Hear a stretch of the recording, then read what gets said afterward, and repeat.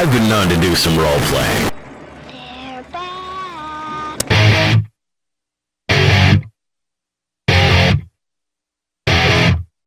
D&D is morally deficient. Dungeons and Dragons. It's spiritually corrupt. It is educationally evil because it teaches evil, and it is potentially dangerous. Amazing monsters, far out gates.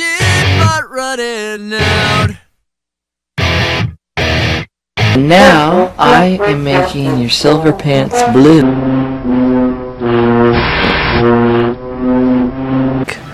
Miniature Mashup is back on the air, ready to make videos for you. Sorry I haven't done so in the last year. I've been on the road working as a truck driver.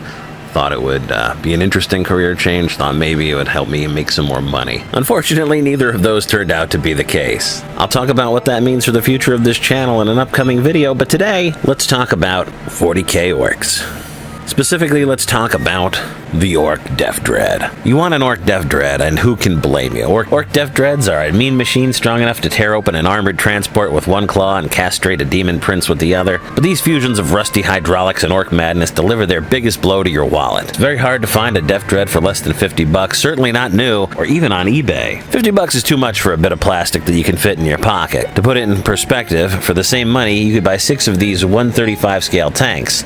That's about the same size as your typical Warhammer tank. So how can we make a tournament legal Death Dread for less than $50? Well, if you've got the time and the skill, you can certainly scratch build one like this one here in the picture. Is that an egg? I can't tell if this is an orc vehicle or a morgue vehicle, you know what I mean? I think I found the tutorial for this scratch build here. Hold on a sec. Crack, crack, crack the egg into the bowl. Crack, crack, crack the egg into the bowl. No, I'm just kidding. This is a gorgeous project, and whoever made it should be very proud. And if you can do something similar, hey, great. But if a project like this intimidates you, it certainly does me, then maybe I can show you another option. Looking at the lore, we see that orcs loot Imperial vehicles all the time. There's no reason why a Dreadnought shell can't have been taken from a Forge World and turned into a Death Dread. Now, why would you want to do that? Well, looking on eBay, we can see that Imperial Dreadnoughts, well, I should say Marine Dreadnoughts, it's not like the Guardsmen are using Dreadnoughts. Marine Dreadnoughts go for around $20.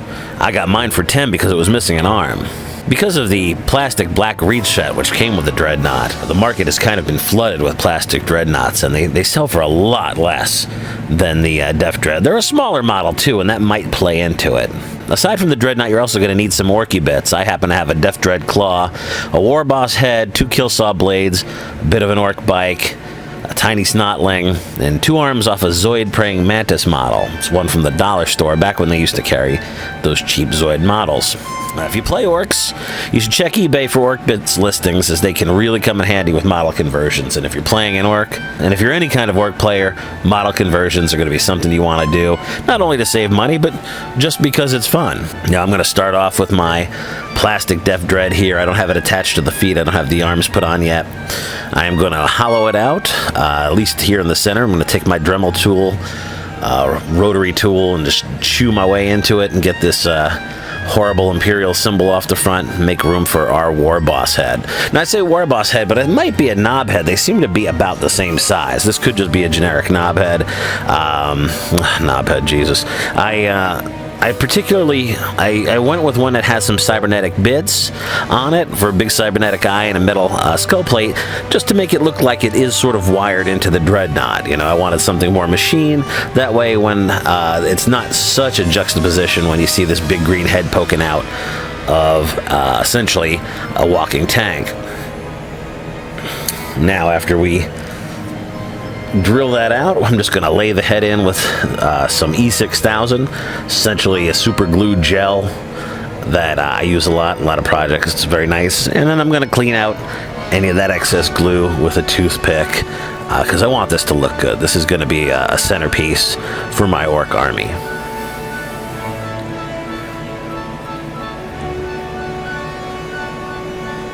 Next, I'm going to take these kill saws, and I'm going to chop the blade off them. I'm going to take these kill saw blades off, and I'm going to attach them to the end of my mantis legs, and then I'm going to stick those mantis legs onto the front bottom corner of my Dreadnought's hull.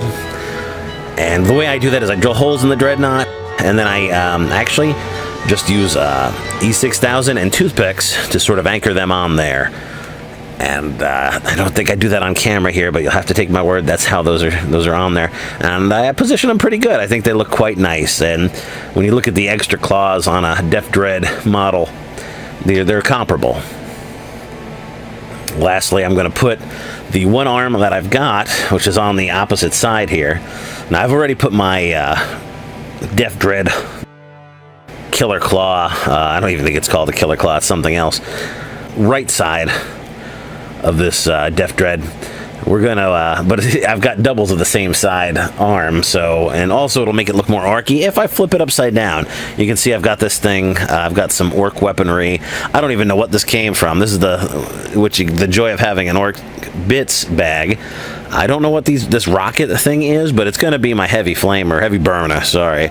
That's going to go on the other side here. So the way this is set up, it's not going to be swappable. I don't have it magnetized, but you know, this may be a $15 model on the outside. Let's say 20.